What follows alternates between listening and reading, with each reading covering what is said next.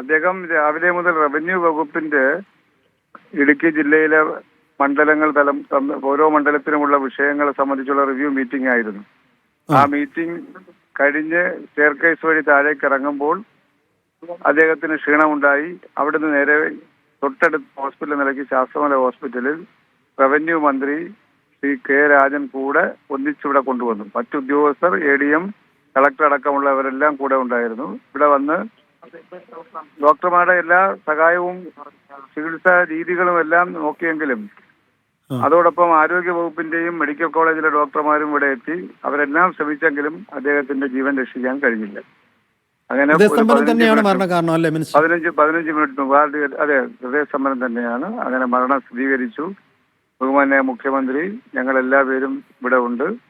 അതുപോലെ അവിടെ വേദിയിൽ കുഴഞ്ഞു വീണപ്പോൾ തന്നെ മരിച്ചിരുന്നു. അത് ഹോസ്പിറ്റലിൽ എത്തിയതിനു ശേഷമാണോ മരണം ഉണ്ടായത്? ഹോസ്പിറ്റലിൽ എത്തിയ ഇപ്പോൾ 15 മിനിറ്റ് മുമ്പാണ് മരണം സ്ഥിരീകരിച്ചത്. സീരിയസ് ആയിട്ടുള്ള അവസ്ഥയിലാണ് ഇവിടെ എത്തിയത്.